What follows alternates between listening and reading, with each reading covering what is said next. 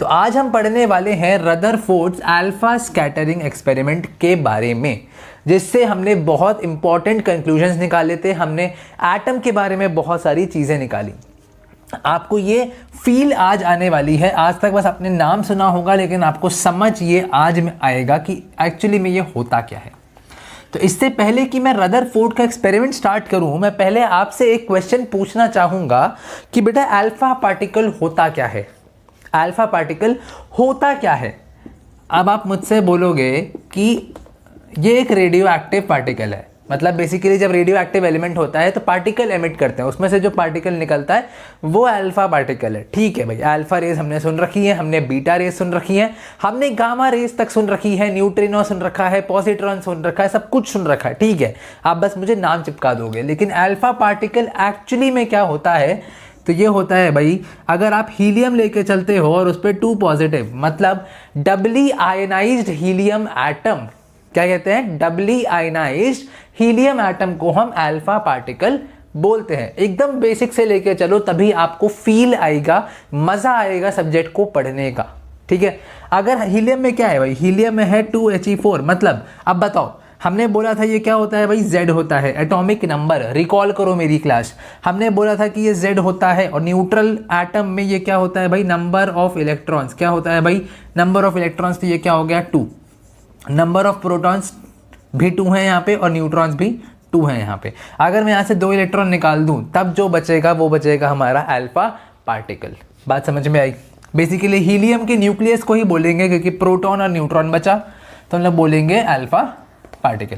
अब alpha scattering experiment पे चलते हैं। अल्फा स्कैटरिंग एक्सपेरिमेंट पे चलते हैं। मैं पहले एक्सपेरिमेंट बताता हूँ आपको, फिर उसके हम कंक्लूजन्स को ड्रॉ कर रहे होंगे।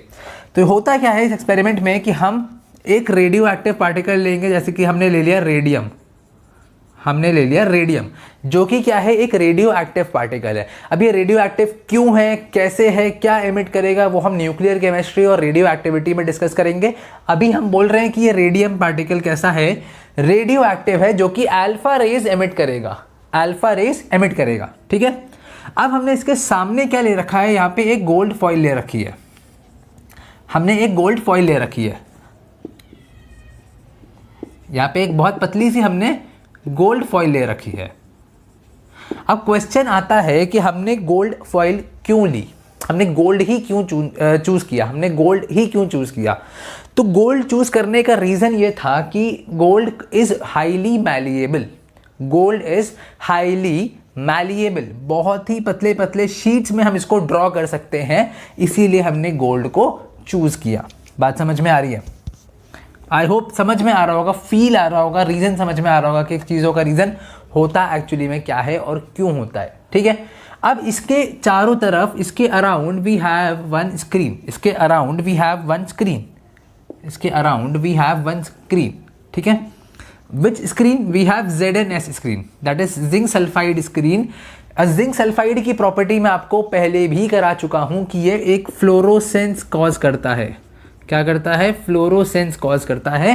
फ्लोरोसेंस का मतलब है कि अगर इस पे कोई पार्टिकल आके स्ट्राइक करेगा तो ये एक स्पॉट ग्लो करेगा।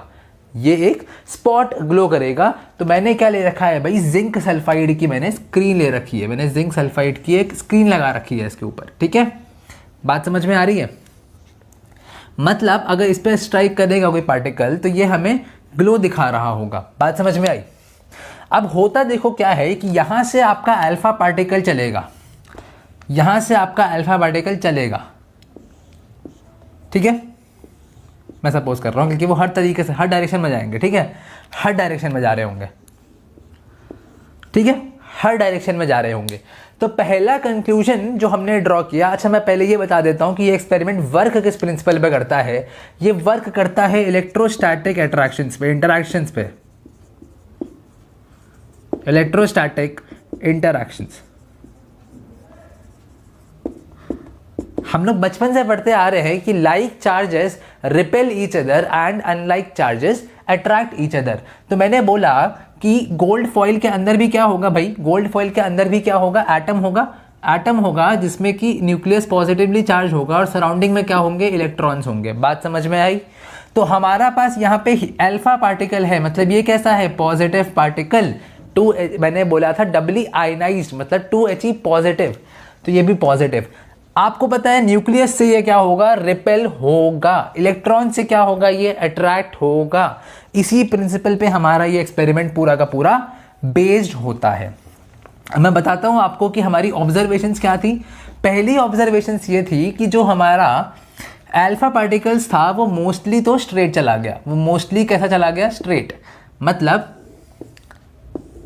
स्ट्रेट।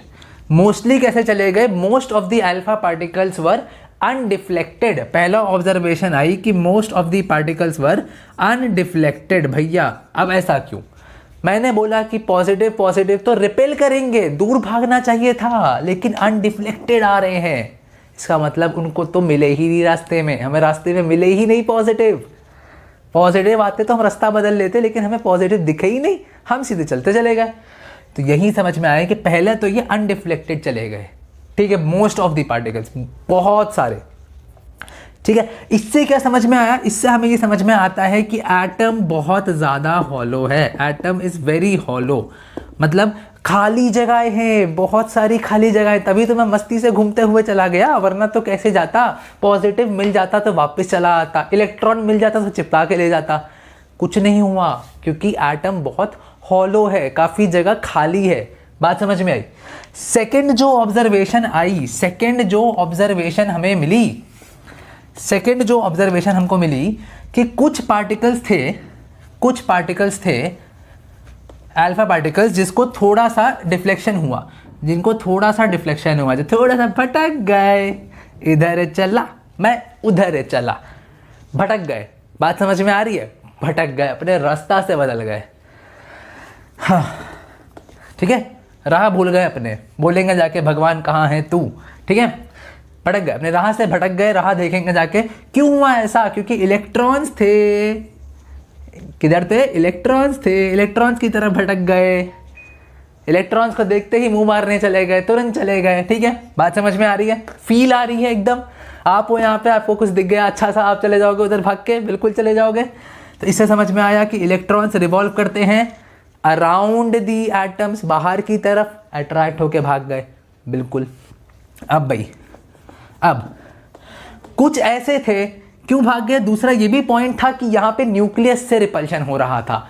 इलेक्ट्रॉन्स का पॉइंट तो छोड़ो, न्यूक्लियस से रिपल्शन हो रहा था, पॉजिटिव पॉजिटिव, न्यूक्लियस से रिपल्शन, भाग गए। बात समझ में आई, इसलिए इनको डिफ्लेक्शन मिला। तो सेकंड पॉइंट हमको मिला कि कुछ पॉइंट्स थे जो न्यूक्लियस से डिफ्लेक्ट हो गए, न्यूक्लियस से क्या हो गए, डिफ्लेक्ट। इलेक्ट्रॉन से अट्रैक्शन आप मत देखो, न्यूक्लियस का डिफ्लेक्ट हो गए, रिपल्शन देख रहे थे। अब कुछ ऐसे थे, मतलब बहुत ही रेयर वाले ऐसे थे, बहुत ही रेयर केस, मतलब अप्रोक्सीमेटली 1 in 20,000 ऐसे थे जो कि अपने ही पाथ पे वापस चल लिए, अपने ही पाथ पे वापस चल लिए। अब बताओ मुझे ये केस कब होगा, जब ये सामने से जा रहे हो और उनको सामने ही न्यूक्लियस मिल जाए। पॉजिटिव थे, पॉजिटिव मिल गया, रास्ता पलट लिए, तुरंत पलट जाएंगे, तुरंत पलट जाएंगे। इसका मतलब न्यूक्लियस कहाँ बैठा है, सेंटर में बैठा है, मतलब पॉजिटिव चार्ज कहाँ बैठा है, सेंटर पे बैठा है। बात समझ में आई। तो भाई हमने कंक्लूजन क्या निकाला इससे, हमने कंक्लूजन निकाला, पहला कंक्लूजन है, बस एंड होने वाला है, बस एंड होने वाला है। पहला कंक्लूजन हमने निकाला कि भैया एटम बहुत हॉलो है, एटम बहुत हॉलो है। दूसरा कंक्लूजन में निकाला है कि जो पॉजिटिव चार्ज जो थॉमसन बाबा बोले थे कि पूरे एटम में है, नहीं, बहुत ही स्मॉल स्पेस में कॉन्सेंट्रेटेड है, वरना तो सारे ही सारे पार्टिकल्स वापस चले आते, थोड़े से ही तो ऐसे रिपेल हुए थे। बात समझ में आई। और जो पॉजिटिव चार्ज जहाँ पे है बहुत ही छोटे से एटम में है, उसे कहते हैं हम न्यूक्लियस। और ये होता है मासिव। क्यों होता है, मासिव होता है, मासिव, एकदम मासिव होता है, और एटम का सारा मास इसी में होता है, क्योंकि प्रोटॉन और न्यूट्रॉन इसमें पाए जाते हैं। इलेक्ट्रॉन्स बाहर की तरफ होते हैं, और इलेक्ट्रॉन्स का मास हमने निकाला था ऑयल ड्रॉप एक्सपेरिमेंट से, जो कि बहुत ही लेस आया था।